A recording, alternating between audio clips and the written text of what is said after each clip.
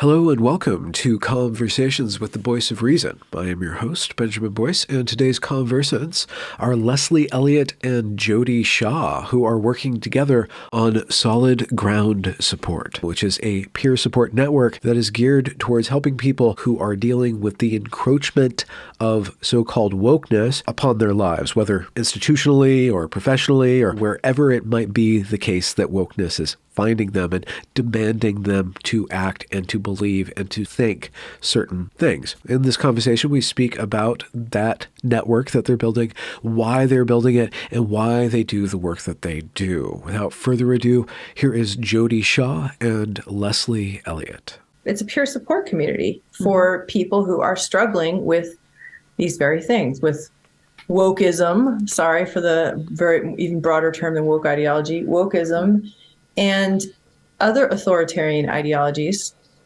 such as the imposition of COVID mandates in your workplace, school, community, so on and so forth.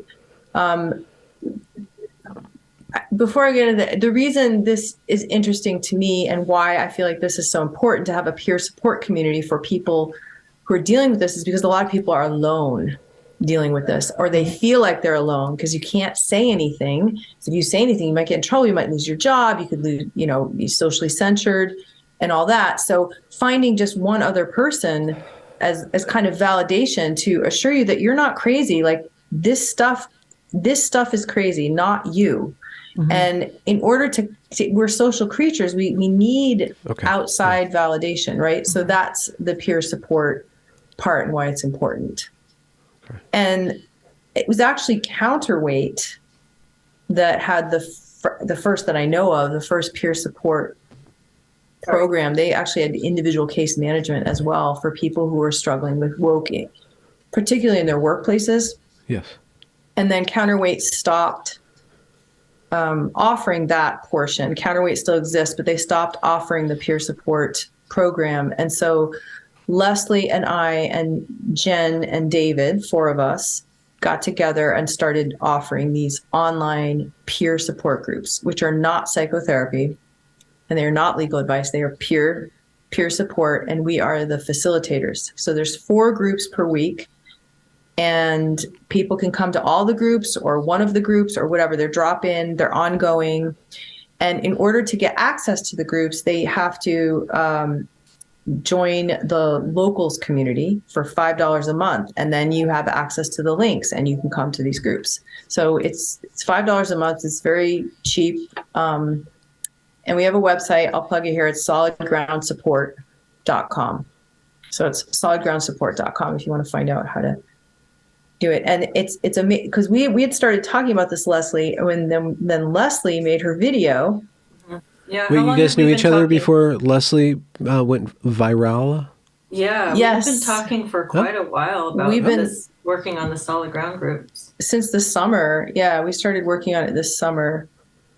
Last summer. How did you meet up, Leslie? Did you get in touch with Counterweight? You were looking for help with your... Well, Jodi, we met right after you were dealing with Smith, and you came and talked with CTA, with Critical Therapy Antidote. And at the time we did a weekly, I don't know if they're still doing it because I haven't been able to in a while, but CTA did a weekly drop-in group. And Jodi came to 1 or 2 of our groups. And so we met, but we were in a group setting. So we weren't really connecting super personally, just sort of talking through what she wanted to discuss about her dilemma. And then we both were involved with Counterweight at the same time. But it wasn't until Counterweight stopped doing the peer support groups that Jodi and Jen were talking about how can we keep this going, and then Jen roped me into that, and so then we were all meeting on a weekly basis. So peer support. So this is kind of a fine line to walk between, I guess, building trust. Every individual, you need to build trust with the individual, and then the individual needs to build trust with the group, and then among the group, everybody has to build trust because this is a very low trust environment that they're coming from, Right, so they're coming from I assume that they're kind of paranoid, and trust is probably a huge issue right now. So what are some of the methods that you guys have found that are successful in building trust, and I guess maybe even building some sort of anti-fragility toward betrayal? Because certainly I'm sure there are bad actors, and you can't completely weed them out because psychopaths live among us, right? So luckily we haven't had any trolls yet. We haven't had any bad actors yet that we know of. They could be lurking and ready to spring anytime. But we have facilitators. I mean, that's the thing. And we control the power of the ones and the zeros, so we can eject. Yeah, you have the band hammer. Okay. Yeah, and we have a code of conduct. We read it at the beginning of each meeting. We post it in the chat. I mean, is it like a land acknowledgement, but for morals?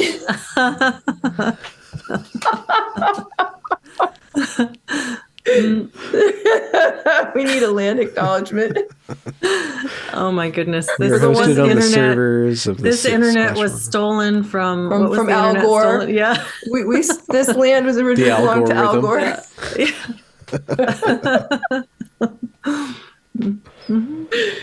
I mean, the answer is we can't. I mean, people are allowed to use a screen name, but so far, Leslie, it's gone pretty well. I think how we build trust is people keep coming back every week, and we know everybody, and we've talked to each other about certain people, and but I mean, it's a good. So I guess the starting line for any newcomer would be to find a place to tell their story or to listen to other people's stories. So it would be kind of story, just basically, here's where I'm at. This is what happened to me. And then through that baseline, then everybody gets to pitch in or ask questions, clarifications, give advice maybe, or teach people how to understand what's happening to them. Yeah, but Benjamin, it's even in sometimes more basic than that. I mean, the first group I had, somebody came to the group. I've had a few people say this where they're like, I don't know if it feels really weird to be talking out loud about this with a group of people. This is the first time I've ever talked about this topic with more than one other person. And remember those days? I remember. And I'm like, oh my gosh, this person has been so isolated. They may have talked one-on-one with some people in their lives, but they've never been in a Zoom room, I guess, with more than one other person saying these things out loud. Like the power in being able to say something out loud without being worried about what you're knowing that you're specifically there to say these things out loud. That is the whole purpose of these groups. There's something incredibly like a relief, like this, you're carrying this, this constant. I think people forget how much self-policing they do after a while. You just get used to it. And then you walk into a room where you don't have to do it anymore. And it's like, I can really relax. I can say what I really want to say here. Yeah. So just that alone is huge. Yeah, I would agree. And I think that I don't see the trust building issue being a really prominent issue because I see the relief in people and just the feeling. I mean, we get in there and we start with kind of a round. Everybody sort of checks in and talks about what they've been experiencing, or if there's somebody new, they can kind of introduce themselves and we can all introduce ourselves to them. And it's just, it's felt like a very, it's a really welcoming place, and people are happy to connect. And, we do 90 minutes, but it feels like it flies by. It just feels like by the time 90 minutes has passed, you want another 90 just to get into the stories more. So, yeah, there is something almost instantly bonding about, I don't want to call it trauma bonding because but there's something about finding safety, or even if it's, I mean, who knows, maybe it's not real safety, but it feels, after feeling in hostile territory for so long, it's like, okay, I've finally broken through and now I'm there's kind of it's a rapid sort of building of trust. I think that would happen. It happens more swiftly than it would in other circumstances, I guess, because it has to. So we're kind of in a war here. I think that this is a very important step in, you brought up the war, the culture war. So I go through and I'm engaging or I'm investigating different levels of these battles and these wars and these, great conflicts. And, from the theoretical, like what is the problem, liberalism, postmodernism, all the theoretical stuff, and then the historical influences. And then like, well, what's next? We ask, well, what are we going to do next? But there's a process from getting from A to B. And if that B is the destruction of Western civilization, that's one question. If B is like the resurrection or revival of some sort, of pre-woke order, that's another thing. But there's still these steps to get through, and on what you guys are offering is the most essential. The most essential thing is more. I mean, I guess maybe it shares a space with people hearing the criticism and like hearing alternative narratives online, and like just hearing different ideas, but being able to be in a space where they get to speak their experience, meet other people. That's where everything else is going to be downstream from what you guys are doing in this space. And it's very similar to what's happening in the trans space, specifically with GenSpect, where they are offering places for people who are trans or detrans, just come get out of the ideology, explain their actual problems, and resource each other's wisdoms and experience and their gifts, to like figure out how to be my body, all that kind of stuff, like really walking people through becoming better at being human rather than, warriors all the time. So this is kind of this is the most anti-woke and anti-woke thing that you're doing. It's just purely personal, one-on-one peer support. So it's really, really powerful. And I think it's going to have a lot of shockwaves down the line, but just having a space for that to happen is a great gift. It's a great boon. I agree. And maybe I agree that this is the real anti-woke's not anti-woke. It's simply coming back together again and connecting, because the woke is trying to break us apart, right? The ones and the zeros, like divide.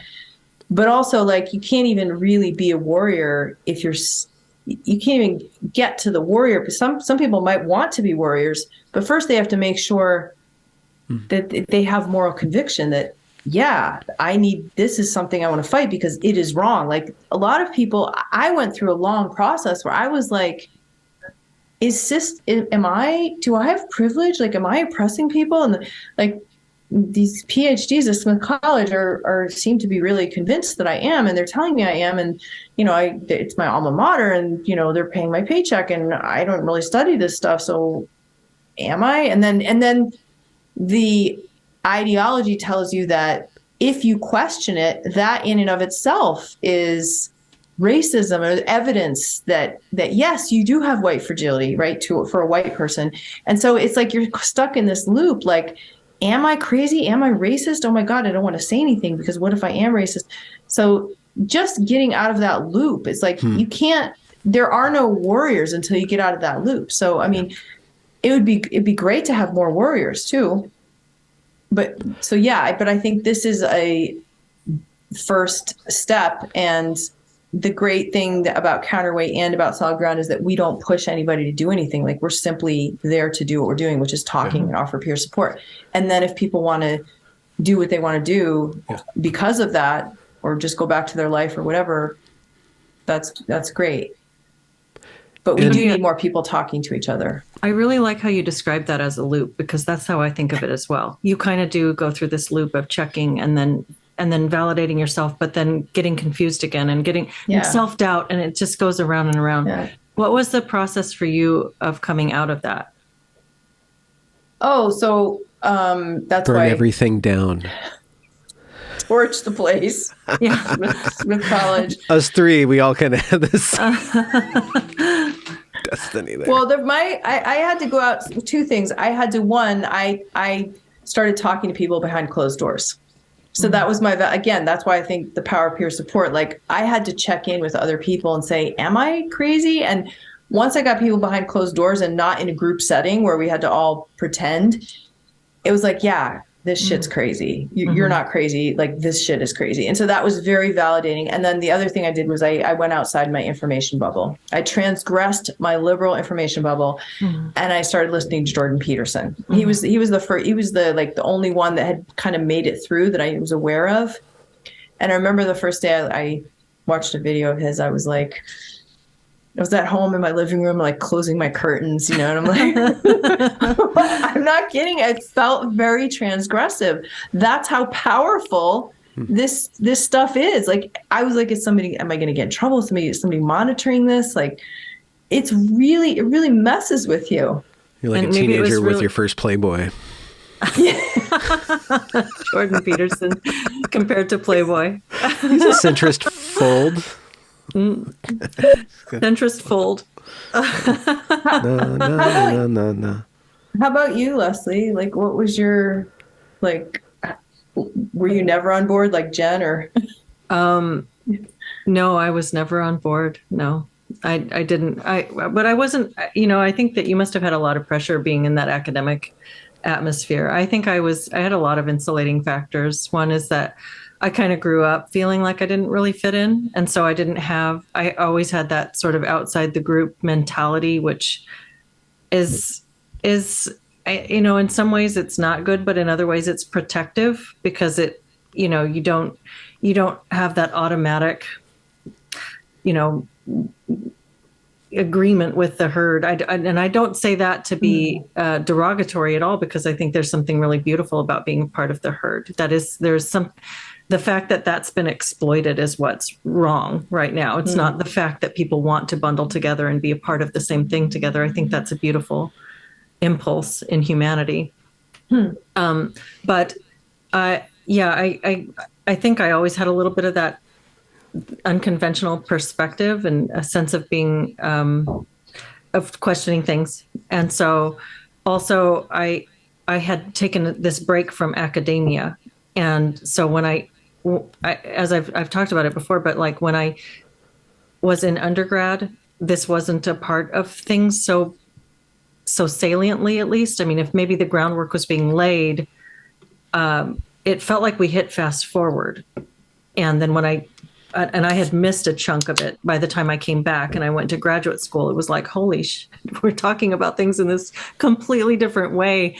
We went from, one perspective on what it means to be a human to now we're doing this zeros and ones thing. We're doing this group dynamics thing. And it just, I was never on board with it. I always thought it seemed low IQ, it just seemed low brow. Like, this can't really be what we're talking about. It made me question the school that I was going to first. And then I started looking around, seeing it elsewhere. And I thought, what is everybody doing? When are the adults going to come back into the room? So, but still waiting. I'm still waiting. Yes. I didn't want want the adult you want to see in the room. I didn't want to be the adult. Yeah, right. Yeah. No, but I do know the loop you're talking about, because that is even feeling like I was pretty convicted that this didn't make sense. When I found myself in that situation in school, there was still that spinning, kind of questioning, even though, and that's what's so interesting about the power of this, of the pressure that's being applied to people, is that you can walk into it thinking it's bogus. But then when somebody looks you in the eye and tells you that you're wrong, you still go into the little, like, what? What are you talking about? Maybe am I wrong? No, I'm not wrong. Oh, wait, you're wrong. No, and it just, you still spin out a little bit. Yeah. And I think that's how it works to replicate. It traps people in there, and then they pass it on. They spout it because that's what you're supposed to do. And they don't want anyone to know that they're questioning it. Right. I'm talking about people who aren't I'm not referring to the true believers, which I don't even know how many true believers there are. But yeah, I think that's how it replicates. And then you want to prove that you're not racist. So you might even work harder to spout the stuff because you're actually doubting it. So you actually push it harder because you don't want anyone looking at you and thinking, I don't think you're quite believing hard enough. So it's kind of like the Salem witch trials, that the girl, like the people would be accused, would accuse other people, or you would, if you accused somebody else first, it would take the attention off of you. Cause you're like, oh shit, I think they're coming over here to like point at me. And like, no, that guy over there. That sounds like you're describing Robin DiAngelo right now. which is totally my take on the white fragility thing, is like she's obviously got some major issues, and she's just gonna just say that it's all white people, you know. That's good. That's a good analysis of her. There was a book that came out not too long ago by one internet hag or harpy named Sarah Rao. Wait, why is she a hag or a harpy? She spends all day berating white people for being the assholes of the universe. Isn't that a Jordan Peterson term? Harpy? It's a Greek mythological term. It's I know, construed as sexist, but he uses it a lot. Right? Does he? Okay. Yeah. Like Bucko. Does he? I haven't even heard that. That's He's funny. like, back off, you harpies, or something. I love it when he gets fiery. So wait, I got hung up on the internet hag, and then I didn't get any further. I'll have to look up the name of the book. It's like why white women can't do anything right, and why you guys are stuck in eternal sin. And basically, it's just they've been setting up these $1,000 dinners where they go to these women's houses and they self-flagellate. They have them self-flagellate, right? Okay. So these brown women go, and then they made a book, and in the opening, they go right after D'Angelo. Like Robin D'Angelo is just like the worst. She's like the queen of the Karens. Bad white people. Yeah. Queen of the Karens. Oh my God. It didn't work, Robin. Your massive witch spotlight, it didn't work. I haven't seen her around in a while. I'm sure she's still around picking up her fees and stuff. But so fees. One thing that solid ground comedy support. Every time I look at Jodi, I'm just gonna laugh. You guys are silly. You silly sisters. Harpies. Oh my Internet gosh. hags. We need to change our live stream name. Internet hags and harpies. Plus David.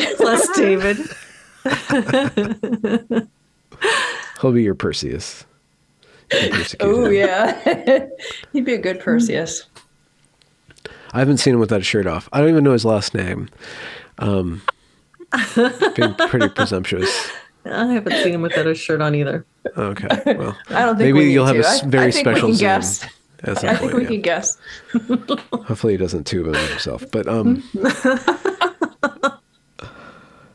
so there's a certain personality type or temperament that allows people to be the first one to stand up, to speak out. The Brett Weinsteins, the Jordan Petersons, the Aarons, and you, Jodi, and Leslie. But not everybody can be that way. And so what you guys are providing is a place for people who are not like that. So I'm wondering what other kind of temperaments there are who would be the first ones to be able to remove themselves from the woke cult or gravitate towards something like you guys are offering, who aren't necessarily people who want to lay everything on the line and want to stand up or smash the system. They just want to be sane, right? So I'm wondering that if we can capture... speaking war terms, if we can capture that audience, the people who aren't on the 15% that are going to stand up against the 10% that are keeping everybody down, like that 80, 60% that's in play. So I'm wondering, like, how are they finding you guys? What's the temperament? Like, what are some of the qualities? Maybe curiosity, tetchiness, cluster B personality, or the opposite? Like, what are kind of the patterns that you guys are noticing with the people that you're working with? Well, I would say that one of the patterns is that most people want to find a way to push back in one way or another, but are feeling constrained. And I think that one of the, it's nice to sort of think that there's just one really admirable personality characteristic that might lead somebody to stand up and say this isn't right. But the truth is that there's a lot of factors that play into when a person feels able to do that. Sometimes you're just pushed to the limit and you have to, and you just break and you can't take it anymore.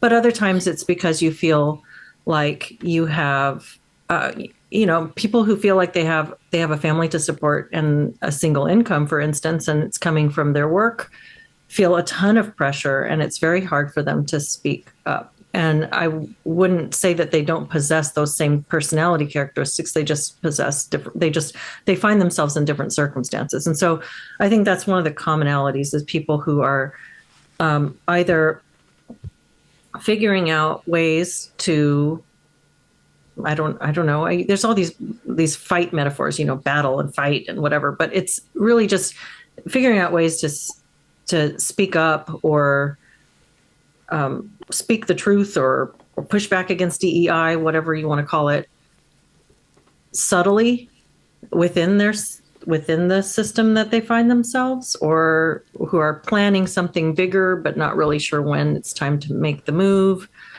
And also people who have already done so and are facing the repercussions, or so it's across the gamut really. But that question is a big part of the discussion, like where, how much, when.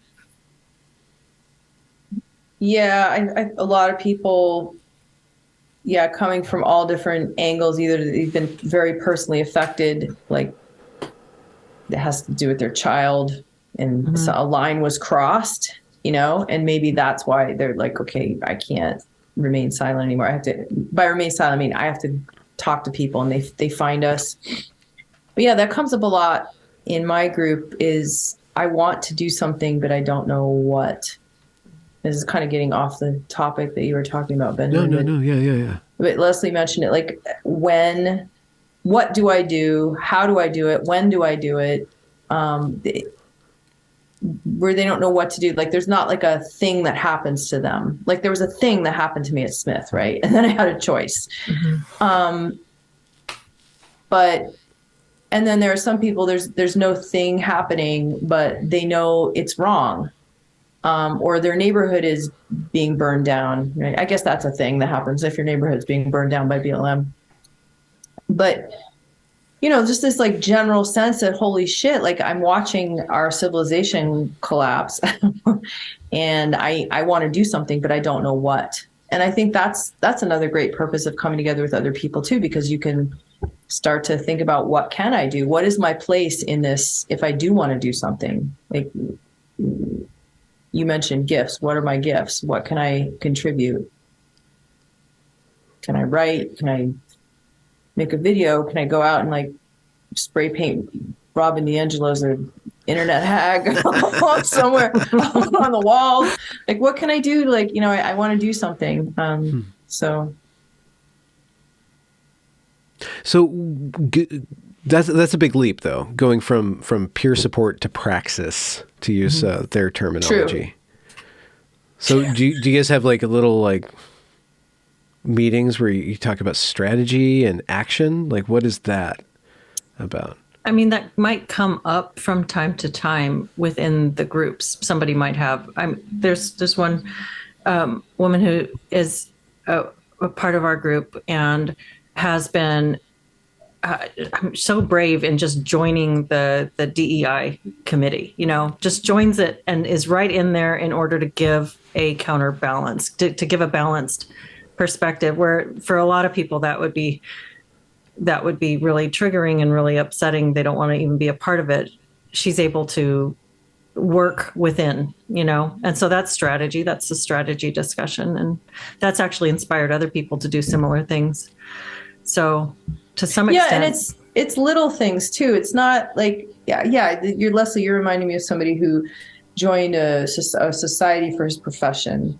And it was like a work thing. And at one of the meetings, they asked him about white privilege or something. And he said something like, to the interviewer, it was one-on-one. He's like, is that really important to you? Or something like that. And the interviewer was like, no, actually it's not, but I have to say it, and so it was like a break. That's a huge breakthrough, okay. That he just said this one little thing. It's not like you going out fighting BLM and like you're spray painting everybody with pepper spray, but more subtle, like one-on-one, like starting to break down these, like being part of a peer support group in and of itself makes you feel more brave, and more if somebody approaches you on the street, like, and says something to you, you're gonna be like, nah, I don't agree with that. Because you have like a whole group of people that you just met with last week that, they don't have got your back, but that you believe in yourself now. Well, it kind of breaks the spell of the collective collusion, the idea that everybody else believes this way, like I'm the only one who thinks this, and I'm walking out into a sea of everybody who is looking at me and thinking about my white privilege or whatever thing it is. Yeah. So it breaks that spell, and you see, well, there's like 5 other people here today that I'm talking with that are all around the country that think this stuff is bogus. There must be a bunch of us out there. And so I think that leads to individual strategy for sure. And then if that comes up because that's what that person wants to talk about on a given week, then we talk about it. But we don't have specific strategy planning, built into the process. It's just if it comes up. Have there been any stories of people falling off the wagon and waking up after a weekend of rallying with Antifa through Portland? Like, sorry guys, I didn't mean to, like $20,000 worth of damage in the federal building. I just it got the better of me. I went back to woke. Like an AA group for like a 12-step group for anti-Antifa or post-woke. Woke recovery group. Woke recovery. Are there any hardcore, ex-hardcore wokies?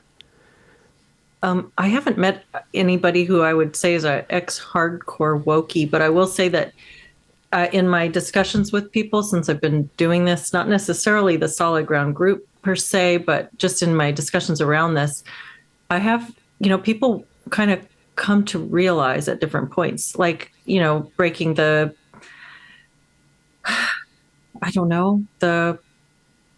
spell that it has, you're kind of buying it. You're kind of going along with it. This makes sense. And then something happens that you start to question, and then it sort of unravels. So I don't know if they're hardcore necessarily. I mean, you've talked with detransitioners. That's pretty hardcore because that's somebody who really was swept up in one way of thinking, and then through whatever process in their own personal life has come to do an about face, So that kind of process is very interesting. It's very individual. Are there any people in your group that you guys witnessed? Because it seems like these are people who have already thought through things or already wrestling with it. But are there anybody who are particularly vulnerable, who are just watching their worldview unravel and seek out you guys' help? And have you seen kind of the process of somebody in the midst of that unraveling? Or mainly people have already tugged enough thread by the time they get to you guys? I think most people have tugged at the thread enough that they know something's wrong, but they're still in the process of articulating it to themselves of what exactly this is. And as you said, we have a lot of, and they have access. Most of them have already gone outside their information bubble, and they have access to like, here's critical race theory and argument, postmodernism and all that stuff. But I personally think it's very important for people to be able to articulate it to themselves in their own words, like what this is and what the impact has been on me and what's going on with other people. I think it's hard to get into all that language. It's almost like the language of postmodernism and woke make it almost impossible to argue because you have to understand this like very elite kind of discourse, and most people just don't. It kind of just like they know something's wrong, they can't figure it, but they can't like listen to this stuff. Like, I mean, I don't like listening to that stuff, so maybe I'm biased. I just feel like it was never really helpful to me. I wanted to put that out there. Like, I appreciate Glenn Lowry and John McWhorter and all of them, and I'm glad they're there, but it was never of any use to me. Having people examine it like that?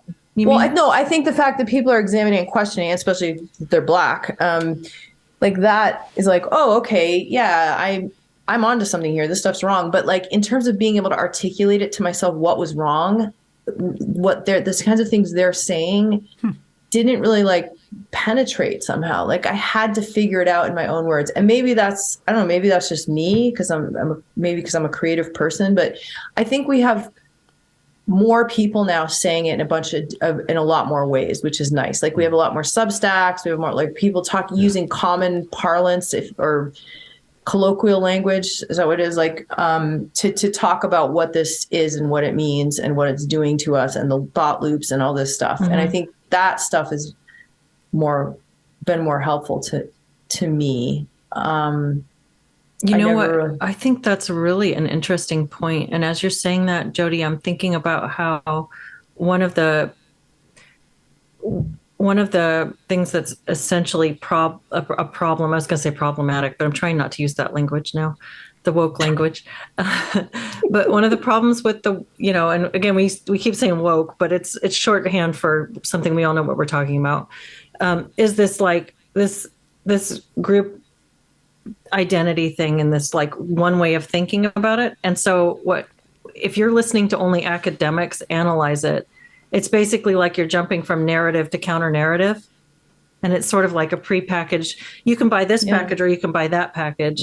But like if you do it in your own, if you synthesize it yourself and you use your own words and you trust your own gut and you just analyze it as a human being taking a look at this, what you get is something that is like, I think you said it earlier, Benjamin, like the ultimate anti-woke. It's back to the individual. It's back to, I don't need to rely on an expert to give me my opinion. I'm going to actually formulate my own opinion based on my intuition and my experiences.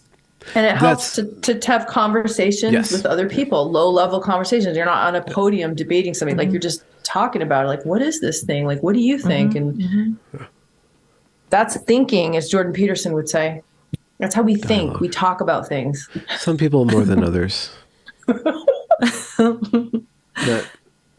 Not looking at any internet hags. Was that? Oh, yeah, I was going to say. Oh my God, you have such a great laugh, Benjamin.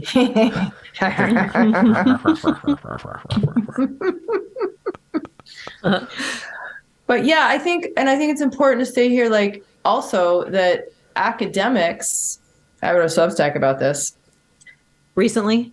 Link. It was in the past few months about academics. No, I can't remember. It's called My Apologies to the Academics. That's the name of the Substack. And it's just about like you had your chance. Like this is where like this stuff came from you guys, and higher education, in my opinion, is not like a basic tenet of that we like a basic root of our culture. Like it's the cherry on top. It's what you get when a culture is like functioning as it should, and you get higher education like that. But like like it's now, this stuff is now in churches. It's not just in every institution that we can think of, Hollywood, the media, churches, sports teams, comedy, entertainment. It's in schools. It's now inside families, inside houses, right? Inside homes, inside our beds. It's in our bedrooms, this stuff, because it's an inside job. It's inside of us now. And so debating, what is critical race theory? What does it mean? It almost feels like that ship has sailed. Like that, you guys should have been arguing that 15 years ago, like when this stuff was starting to like now it's escaped the academy now. The virus has escaped the lab. It's out. And now it's when I say us, I mean us non-cultural elites, people on the ground, mothers, fathers, people working at the fire station who are getting DEI training, the janitors. It's people who and who don't necessarily have the language, who don't know. And we have to figure it out. So it feels like having peer support for those kinds of people, for non-academics, non-journalists, is really, really important, because the academics and journalists, they have their network already. They've had their network for a while. They have institutions. They have FIRE. There's all these nonprofits now that are sprung. They have the Heterodox Academy. The academics already have their little network. For whatever that's worth. But I'm not saying they don't have it bad and everything. Yeah. But they have a support system, and so do journalists.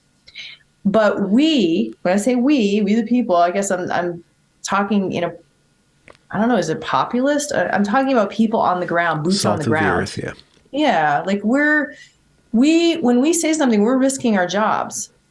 Like if you're a big journalist saying this and you have a Substack and you're making $1 million a month, okay, but you're in a different place than I am. Like my place is, the threat to me is different than the threat to you, or You know what I mean? And we need a network and a support system, and there isn't one. And Helen, God bless Helen Pluckrose, she started Counterweight, and she was really the first one that I know of that recognized that it's people on the ground that need support. Yeah. Because that's where this shit is now. The academies, okay, if they fall, okay, Yeah. but if we fall, if the families fall and the churches fall and the K through 12 schools fall, that's kind of a bigger deal, if you ask me. Yeah.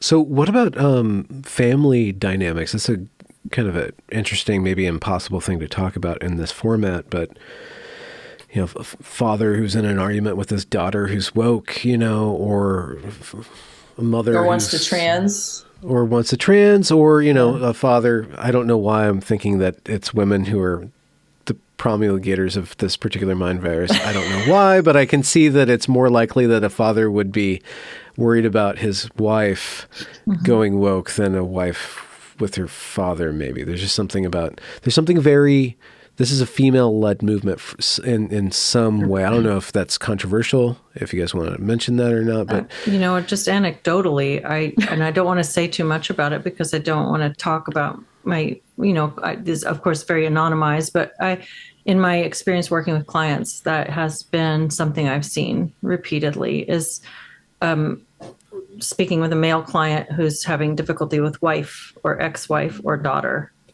around this stuff. So I have noticed that.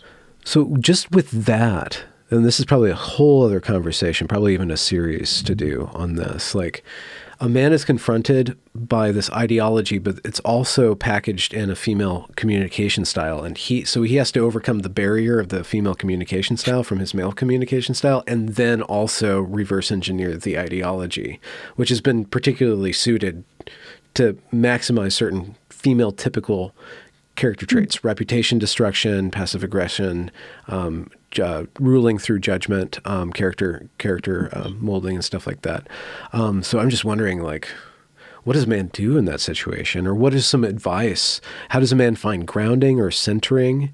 Like, what are the first steps for a guy to do? Because guys just think of a guy as an idiot who understands how to fix a car, but has no idea what the woman is thinking other than she's happy or mad with me. Well, what I would say is that anytime, if it's your personal relationship, like an intimate relationship or close friend, family member, and ideology is getting in the way of things, then it's time to strengthen other parts of the relationship.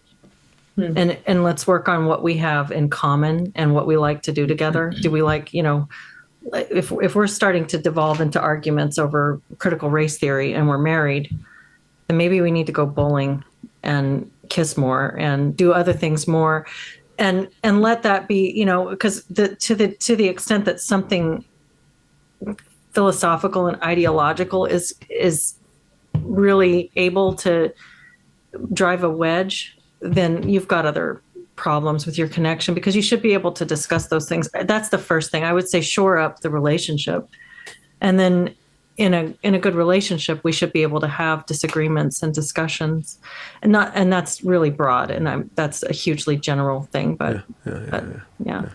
That's really good, though. I mean, that speaks to, Benjamin, what you're saying before about this anti-woke, like going back to strengthening the connection. The basic connection, that transcends politics or ideology. Well, and it's like how this is being inserted into. I mean, the whole thing that I started talking about with this is how it's being inserted into the counseling relationship. Mm-hmm. It distracts from the substance of what we're really here to talk about. It's replacing substance with something that is like pseudo substance. Mm-hmm. Like it's telling you that your life is really about this other thing, when in your heart your life is about many other different things that are more you than what some outside ideology wants you to be talking about and thinking about. But it's this reprogramming us to think in this particular way, and we need to get back to other things, because life is about so much more than saving the world, than zeros and ones. Yeah, or zero and sums. I love that, Leslie. I love what you just said. Yeah, we need to have more sex. Well, there we go. But you're on the East Coast and I'm on the West Coast, Jody. Oh, Jesus Christ. This is not a bed stream. Thank you very much, It's ladies. a classic Ben stream. Welcome to Conversations from the Isle of Lesbos.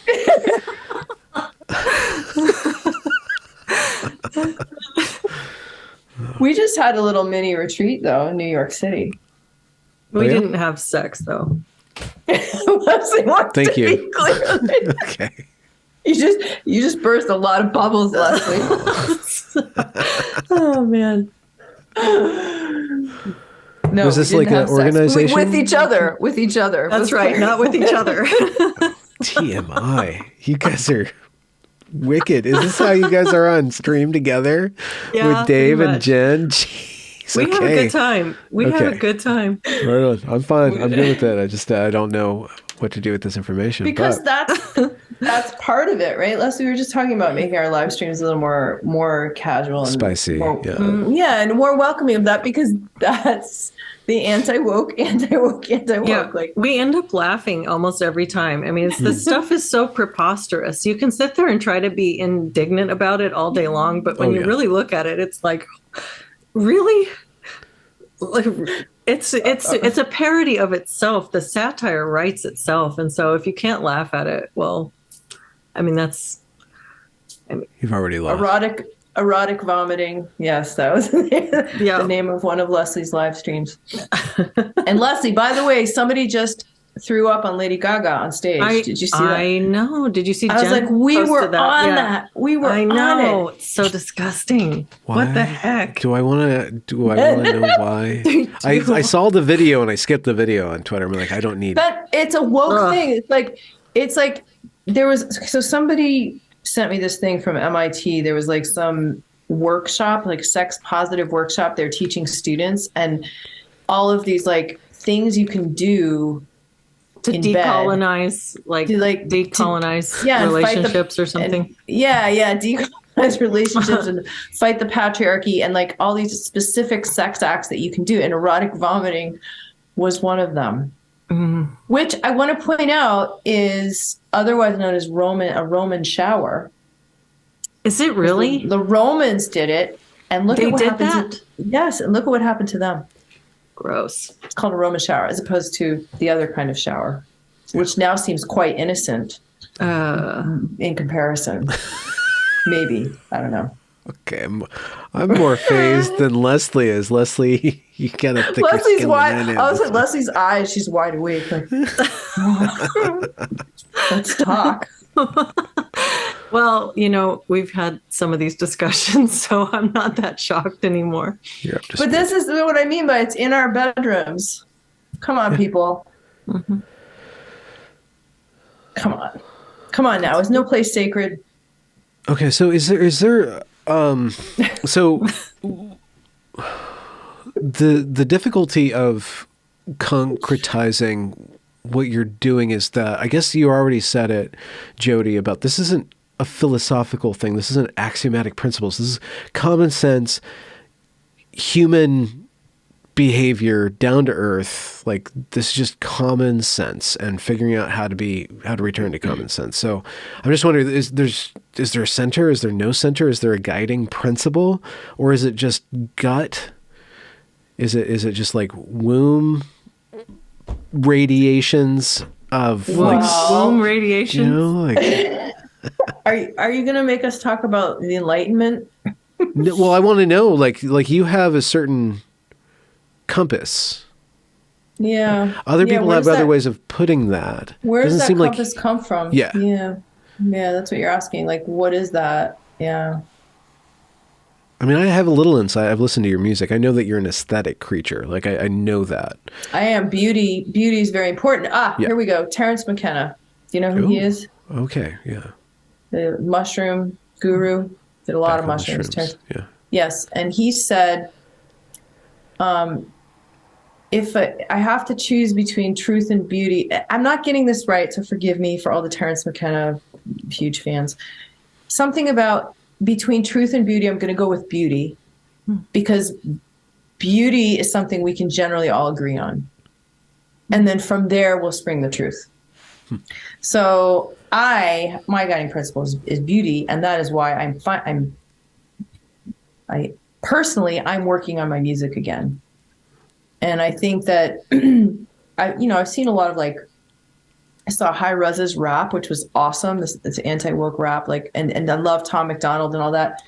But I also think that we need to dig deeper too. And for those of us who have gifts, who can write music or paint paintings, to go to those universal truths. And there are universal truths to the human condition.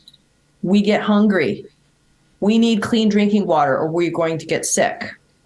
We have babies and we love our babies. We have families. Now, what those families look like, I don't know, but we have them. We have tribes, we have herds, we have a way of exchanging gifts. So there are universal truths. And I think digging down and using our gift to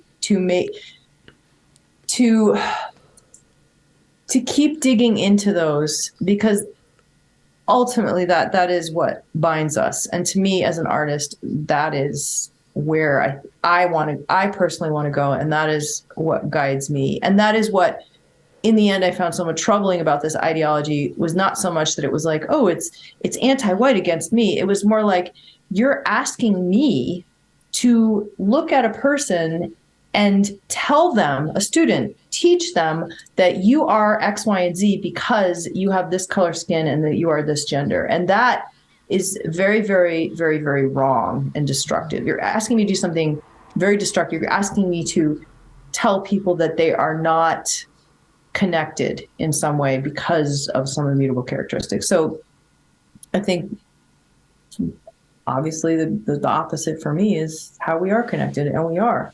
Yeah. We're humans. And I don't know what you call that. I don't know if there's a philosophy for that. Humanity. It's not really Western civilization. I mean, it's... I don't know. Right? Maybe Epicurus wrote down something like that. I'm sure there's a Greek or Roman philosopher out there who's kind of talked about beauty and the sensual, the sensate, and the reality of that to ground us. To ground us, yeah, because there's a lot of suffering. We suffer, right? And that's what we do. We try to milk the good stuff. There's still a lot of suffering. Look, even if we didn't have woke, there's suffering. I mean, I'm sitting in a house right now. I have a toilet that flushes. A lot of people don't have that. There's a lot of suffering. Leslie, what's your enlightenment? I don't have a beautiful way to sum it up like that. I really enjoy. I enjoy asking questions, listening to how other people see things. I believe, while we do have a lot of universals, like Jodi says, I agree. I think that's irrefutable, but also the beauty of individuality is really important to me. And it's sort of that spiritual component, that spiritual essence that defies the ones and the zeros. That, each one of us is just one little thing, and so there's an insignificance and also a maximal significance in that at the same time, in just being. Mm-hmm. So nothing is more important than anything else, but everything is so important. And I guess from that springs all.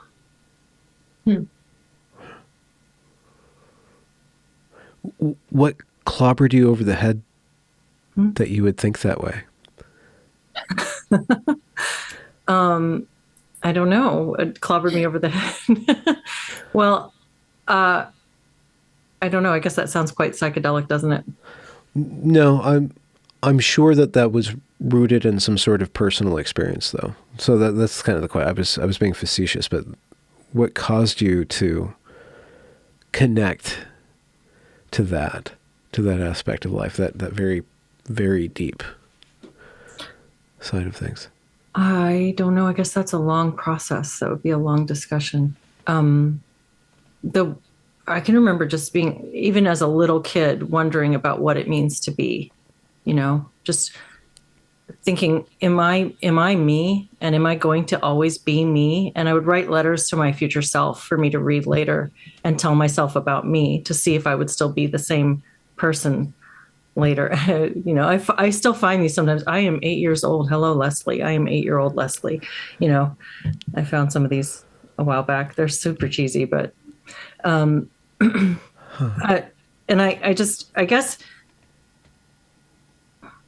I don't know. I would get really weird and spiritual if I really started to talk about it. So maybe I shouldn't. Just one. Just one? Yeah, if you want to. Okay. So I had a really bad couple of months recently. I don't know how much I want to go into that. Leslie is on a roll. Yeah, I had a couple of really bad months. So I put out that Antioch whistleblower video in late October, and in early November, I found out that my partner of 12 years, with whom I have 2 children, was cheating on me, and not just like cheating on me like he had a love interest, but like hookup apps, and just the whole was really in it, and it shattered my whole life. And so here I was, like, just trying to do these YouTube videos and trying to talk to people about these big topics and keep my head in this space, and also working on building my own practice while my personal life was kind of falling apart.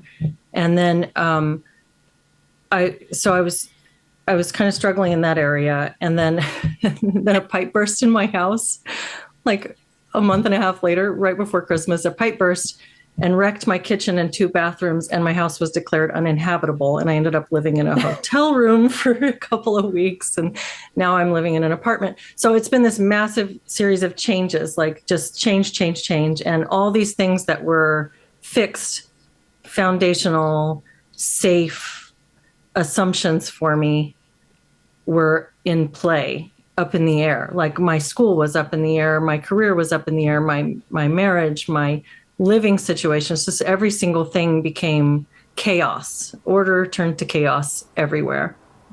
And in the middle of this, one day I had, I took a nap. I woke up from this nap, and I felt like I was having kind of a spiritual revelation. I felt like I was in the middle of a full-blown spiritual experience. And I had this sense, and this is going to sound, I don't know how it's going to sound, so I'll just say it. But I had this sense of the interconnectedness of everything, of myself as sort of a drop of something, a drop of life, just a drop, just an experience, just an explosion of something, just like all of us are. But from that drop, like, and you can picture in your mind, like a still image of a drop of water into water, and watch the little splash. And that's it. Just, we all are that. And we're all at the same time rooted into something that's eternal and forever. And through that rootedness is this connection. And we are, at the same time as we are this little drop, we are also producing little drops. And we're fractal machines. We make fractals, like your cup of coffee every morning. If you have a coffee or tea, you can picture it like spread out over a timeline as a little coffee every morning. And it's almost the same as the one before, but it's a little bit different. And so we create these beautiful patterns and images in time, and in, I could go on and on. It just sounds very psychedelic, but this was a sober experience. This was just me waking up and having this experience of remembering what a glorious accident this all is. If it's an accident, or maybe on purpose, maybe it's all by, God's plan, or who knows, whatever it is. But whatever it is, it's here and it's today. And you can look outside and you can see so many things that you can be amazed by every second. And that second exists once, and that's it. And yet it's happening everywhere. It's just I'm so in love with the experience of life, and that's an individual process. So I could go on for a long time and sound really silly, but that's just one. That's just like your little bit. I think everybody has to have an anchor. I think that anchor, that kernel is what defines their entire work. It can usually come down to that, for some people it's a statement or it's an axiom. Mm-hmm. Some people it's a taste. Some people it's just waking up after your life's fallen apart and seeing everything as drops of water splattering through time and the universe. Mm-hmm. But without those things, those things are the foundation. So I think it's just really important how different people articulate those. And then I think it's also very important for other people to hear other people's reason, their motivation, and what they can point to is like, yeah, I was real. I was real then. And that's what makes me understand that you're real too. Mm-hmm. And going from there rather than that which we're fighting about, which is kind of this falseness that's taking over people, taking over things. Mm-hmm. Yeah. When I was a kid, I guess I was a teenager or maybe even early 20s. I asked my dad what the meaning of life was, what he thought. And I don't know if he would say the same thing now, but at the time he told me he thought the meaning of life was to appreciate beauty. And I guess I've thought of that kind of concept of we are the universe opening its eyes and appreciating beauty for the temporal miracle that it is.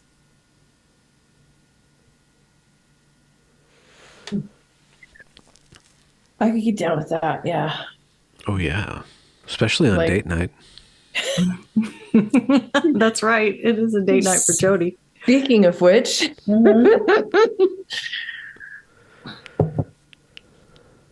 not going to be able to stay much longer because no, we can wrap. I have one thing that it's just a thought. Maybe this isn't the proper thing to end with, but I spent a long time last night speaking with Aaron McIntyre and Local Distance, and they're very theoretical. They're Christian based. They're very high-minded individuals, and we were wrestling on a very conceptual level about the left and the right and how we go forward. And it was just like, we kept on like kind of devolving into poetic statements. And at the end, towards the end of the night, Aaron had to go, and it was just me and Local was just playing his guitar. I just thought, it's women who are going to, in a certain respect, whether it's the center or the center left or the center right or the right, it's the women and what the women have to offer us, or the way that the women can direct us, that's going to help. And we haven't even begun in the theoretical space and the political space to really root ourselves into the intuitive understanding that women guide men through. By just saying, I like this, or I don't like that, or I believe this, or I don't believe that. The basis of so much of what matters to man it generates from woman. So I just wanted to open that up, and if you guys have any insight into that, or if you guys seen that, or if you've seen your voices be able to open up onto different levels of the conversation that haven't really been, the Glenn Lowrys and the John McWhorters of the world and the Jordan Petersons and the Bretts and the Heathers, all these intellectual people. Like if you guys are seeing something or you can guide us in some way towards the good, the beautiful, the true, big questions. I just wanted to bring that up to you. See if you guys want. It's interesting that you say that because, since my Smith College situation, which is ongoing, then we had the mandates, COVID mandates. And I didn't really have a local community where I live in Northampton. Pretty much what I had was decimated when I made my first video. And I just moved there 2 years prior, so I didn't have like a lot of roots there. But once I realized, I was terrified of the mandates, mostly for my children. I knew I'm not going to get this vaccine. I already knew that. And so I realized I have to find a community locally. Like we live here, and my kids have no other kids to talk to about this. And so it was mostly, it's odd because somebody commented on this. It's all mothers. It's mostly mothers. And I think I saw this in like, was it Iraq? Like, I don't know where, but like mothers coming out with guns, and like the men didn't take action until the mothers started insisting on it. And then you have Lizzie Strata, of course, that whole technique. But I thought it was interesting getting to know these other women and their children and wondering like what's going on with their husbands, like what's going on with their partners. And their partners are there. Their partners are like, they're like quiet. They're like back in the shadow, like they're tending the fire pit, or they're like helping. Like one woman, like her husband's a lawyer, was like helping with her public speaking skills because she had to go she was going to go speak at a school board meeting, a city council meeting, and then helping her write this essay, which eventually got published by the local newspaper. And then just like it's almost like this reversal where the women are out in the public, at least in that realm, the anti-mandate realm, and the men are supporting them. So that's my only thought, but on a practical level. But what you were talking about, I do see, if you're thinking in terms of the divine feminine, right, and the invitation to the man, like the oracle, I guess, who talks about this? Lauren Kren talks about this, like the woman as being the oracle, like, okay, the woman, I see what's happening here, and this is not good. And then inviting the man in, like, so the woman's job is like to see what's happening. This is what's going to happen if there's no action, and then the man is the action, right? That's how I see you nodding your head, like you're familiar with this.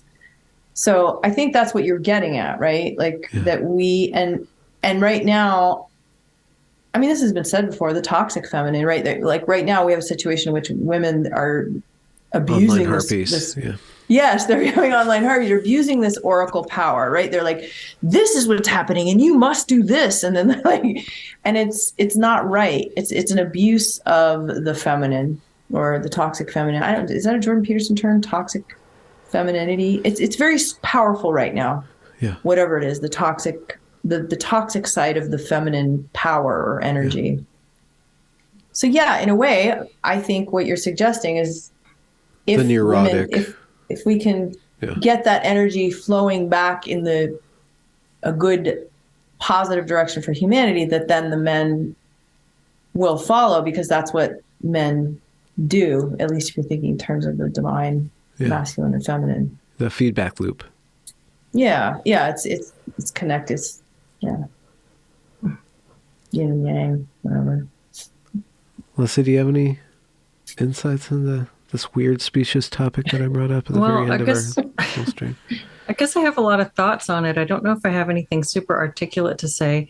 I think that it's impossible to talk about femininity without talking about masculinity. And what we've seen is the same sort of divide and conquer strategy that's happening everywhere, happening here. And I see a lot of assaults on masculinity and on men. And I see men really struggling in this particular time that we find ourselves in our culture. And the same for women. I mean, you just look at the state of us, look at the state of all of us. And I don't know that I have the sense that women will lead anything. I think that you can't, I think to separate them, it's an impossible task. It's a both and sort of thing. And I don't know. I was just listened to Jordan Peterson talking with Louise Perry. That was one of his latest.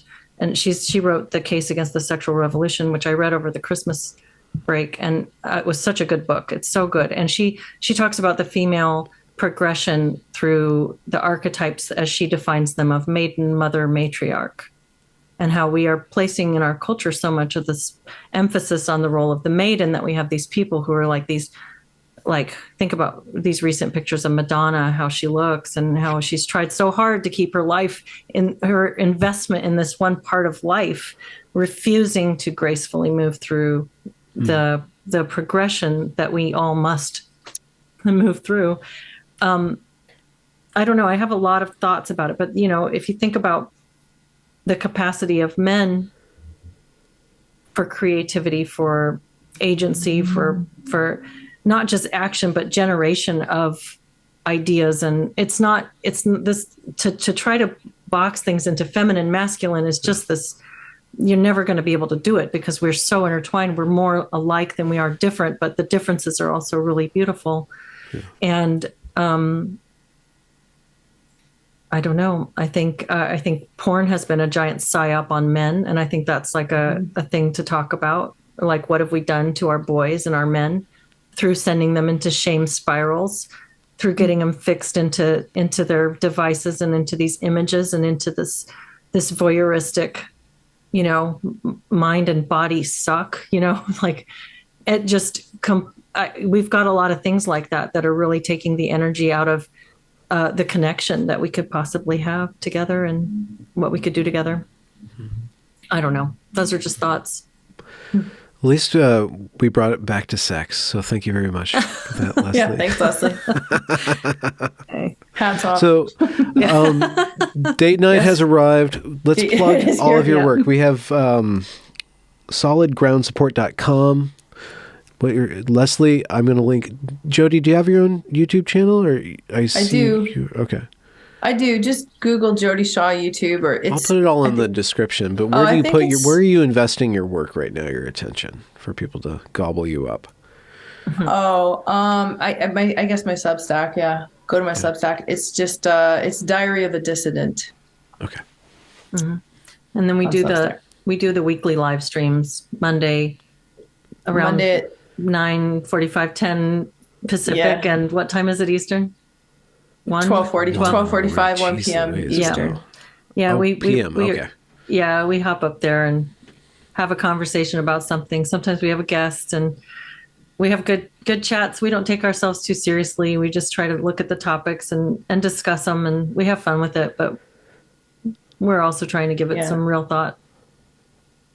I'm glad you guys are doing this. I'm glad you guys are out there. I'm glad you guys hooked up because you're both great people.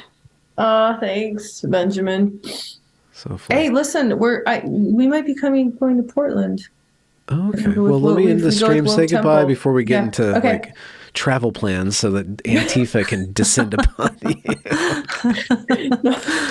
Thank you very much. Right. Bye.